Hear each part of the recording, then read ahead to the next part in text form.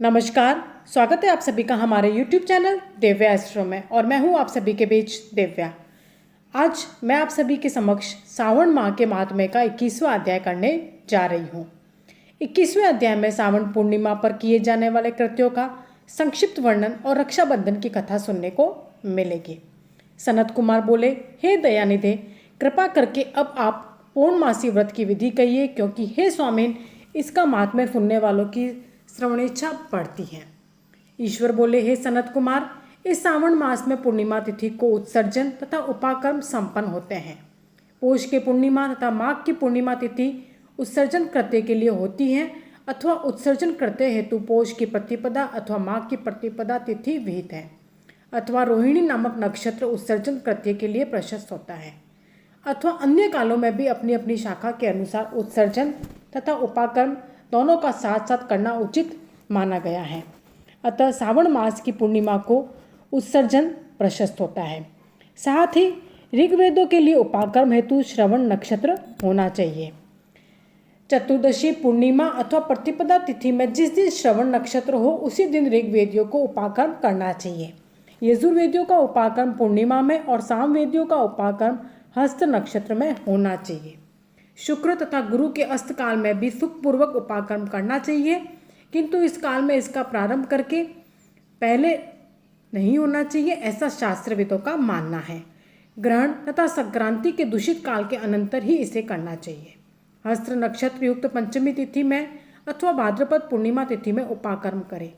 अपने अपने ग्रह सूत्र के अनुसार उत्सर्जन तथा उपाकर्म करें। अधिक मास आने पर इसे शुद्ध मास में करना चाहिए। ये दोनों कर्म आवश्यक है, अतः प्रत्येक वर्ष इन्हें नियम पूर्वक करना चाहिए।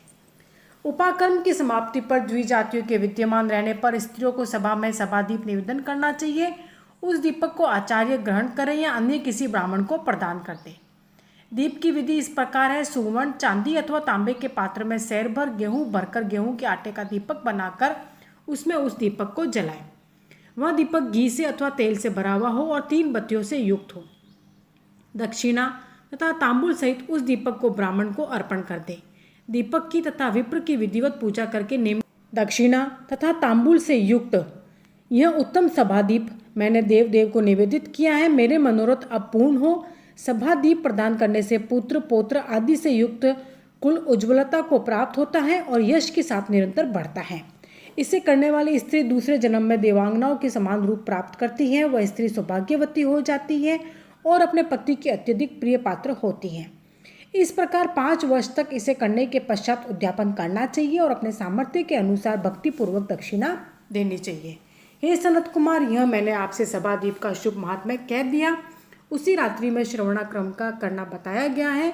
उसके बाद वहीं पर सर्प बलि की जाती है। अपना अपना ग्रह सूत्र देखकर यह दोनों ही कृत्य करने चाहिए। हयग्रीव का अवतार उसी तिथि में कहा गया है, अतः इस तिथि पर हयग्रीव जयंती का महोत्सव मनाना चाहिए। उनकी उपासना करने वालों के लिए यह उत्सव नित्य करना बताया गया है। सावन पूर्णिमा के दिन श्रवण नक्षत्र में भगवान श्री हरि हयग्रीव के रूप में प्रकट हुए और सर्वप्रथम उन्होंने सभी पापों का नाश करने वाले सामवेद का गान किया। इन्होंने सिंधु और वित्तसता नदियों के संगम स्थान में श्रवण नक्षत्र में जन्म लिया था, अतः श्रावणी के दिन वहाँ स्नान करना सभी मनोरथों को पूर्ण करने वाला होता है। उस दिन वहाँ पर चक्र और गदा धारण करने वाले विष्णु की विधिवत पूजा करें। इसके बाद सामगान का श्रवण करें, ब्राह्मणों की हर प्रकार से पूजा करें और अपने बंधु बांधवों के साथ वहाँ क्रीड़ा करें अथवा भोजन करें। स्त्रियों को चाहिए कि उत्तम पति प्राप्त करने के उद्देश्य से जल क्रीड़ा करें। उस दिन अपने अपने देश में तथा अपने घर में इस महोत्सव को मनाना चाहिए और हयग्रीव की पूजा करनी चाहिए। साथ ही साथ आप हयग्रीव जब प्रसन्न हो जाए तब उत्तम वंचित फल प्रदान करते हैं, अतः आप उनके मंत्रों का उच्चारण करना ना भूलें। इसी पूर्णिमा के दिन रक्षाबंधन भी मनाया जाता है, जो सभी रोगों को दूर करने वाला तथा सभी अशुभ का नाश करने वाला है। हे मुनिश्रेष्ठ, इसी प्रसंग में एक प्राचीन इतिहास सुनिए। इंद्र की विजय प्राप्ति के लिए इंद्राणी ने जो किया था उसे मैं बता रहा हूँ। पूर्व काल में 12 वर्षों तक देवासुर संग्राम होता रहा। तब इंद्र को थका हुआ देखकर देवी इंद्राणी ने उन सुरेंद्र से कहा, हे देव, आज चतुर्दशी का दिन है, प्रातः होने पर सब ठीक हो जाएगा। मैं रक्षाबंधन अनुष्ठान करूंगी, उससे आप अजय हो जाएंगे। तब ऐसा कहकर इंद्राणी ने पूर्णमासी के दिन मंगल कार्य संपन्न करके इंद्र के दाहिने हाथ में आनंददायक रक्षा बांध दी। उसके बाद ब्राह्मणों के द्वारा सब यत्न किए गए तथा रक्षाबंधन से युक्त इंद्र ने दानव सेना पर आक्रमण किया और क्षण भर में उसे जीत लिया। इस प्रकार विजयी होकर इंद्र तीनों लोकों में पुनः प्रतापवान हो गए। हे मुनीश्वर, मैंने आपसे रक्षाबंधन के इस प्रभाव का वर्णन कर लिया, जो कि विजय प्रदान करने वाला, सुख देने वाला और पुत्र, आरोग्य और धन प्रदान करने वाला है। सनत कुमार बोले, हे देवश्रेष्ठ, ये रक्षाबंधन किस विधि से, किस स्थिति में और कब किया जाता है? हे देव, कृपा करके इसे बताए। हे भगवान, जैसे तैसे आप अद्भुत बातें बताए जा रहे हैं, वैसे वैसे अनेक अर्थों से युक्त कथाओं को सुनते हुए मेरी तृप्ति नहीं हो रही है। ईश्वर बोले, बुद्धिमान मनुष्य को चाहिए कि श्रावण का महीना आने पर पूर्णिमा तिथि को सूर्योदय के समय श्रुति स्मृति के विधान से स्नान करे। उसके बाद संध्या जप आदि करके देवताओं, ऋषियों और पितरों का तर्पण करने के बाद सुवर्णमय पात्र में बनाई गई सुवर्ण सूत्रों से बंधी हुई मुक्ता आदि से विभूषित विचित्र और स्वच्छ रेशमी तंतुओं से निर्मित विचित्र ग्रंथियों से सुशोभित पदगुच्छों से अलंकृत और सशर्प तथा अक्षतों से गर्भित एक अत्यंत मनोहर रक्षा अथवा राखी बनाएं। इसके बाद कलश स्थापन करके उसके ऊपर पूर्ण पात्र रखें और पुनः उस पर रक्षा को स्थापित कर दें। उसके बाद रम्य आसन पर बैठकर सुहजनों के साथ वारांगनाओं के नृत्यगान आदि तथा क्रीड़ा मंगल करते में संलग्न रहें।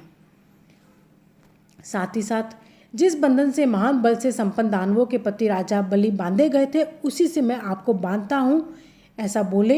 हे रक्षे, चलायमान मत हो। ब्राह्मणों, क्षत्रियों, वैश्यों, शूद्रों, अन्य मनुष्यों को चाहिए कि यत्नपूर्वक ब्राह्मणों की पूजा करके रक्षाबंधन करे। जो इस विधि से रक्षाबंधन करता है वह सभी दोषों से रहित होकर वर्ष पर्यंत सुखी रहता है।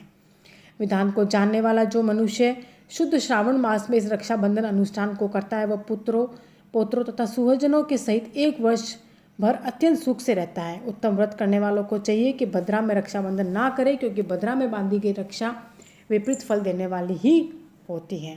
इस प्रकार श्री स्कंद पुराण के अंतर्गत ईश्वर सनत कुमार संवाद में श्रावण मास महात्म्य में 21वां अध्याय पूर्ण हुआ।